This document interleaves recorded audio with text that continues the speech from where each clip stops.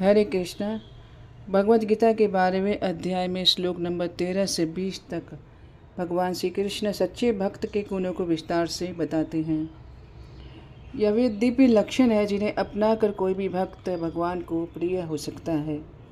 इन गुणों से जीवन में शांति, विनम्रता और भक्ति की वास्तविक अनुभूति होती है। आइए इन गुणों को एक एक करके समझें और देखें कि हम इन्हें अपने जीवन में कैसे ला सकते हैं। अब भगवान श्री कृष्ण बताते हैं कौन सा भक्त उन्हें अत्यंत प्रिय है। अद्वेष्टा सर्वभूतानां मित्रः करुणा एव च, निर्ममो निरहंकारः सम दुख सुख क्षमी, संतुष्ट सततं योगी यतात्मा धृत निश्चयः, मयि अर्पित मनोबुद्धि यो मद्भक्तः सो मे प्रियः।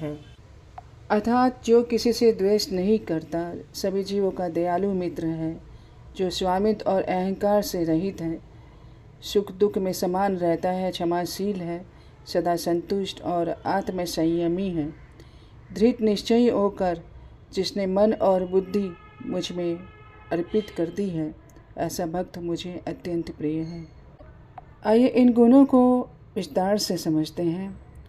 अद्वेष्टा, ऐसा भक्त किसी से शत्रुता नहीं करता। यदि कोई हमारे साथ विरोध करता है तो हमें भी वैसा उत्तर नहीं देना चाहिए।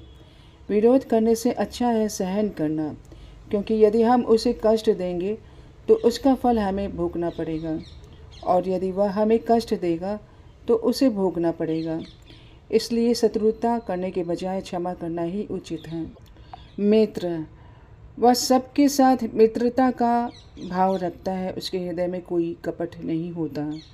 करुणा, भक्त सभी जीवों के प्रति दयालु होता है, शत्रुओं के प्रति भी करुणा रखता है। जैसे साधु ने बार बार बिच्छू को पानी से बाहर निकाला, उसी प्रकार सच्चा भक्त दूसरों को भवसागर से निकालने का प्रयत्न करता है।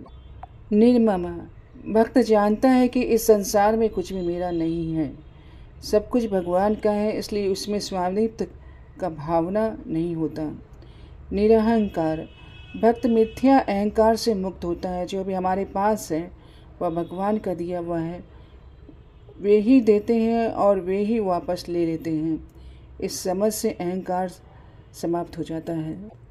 सम दुख सुख, भक्त सुख दुख दोनों में समान रहता है, जानता है कि सब कुछ मेरे कर्मों का फल है।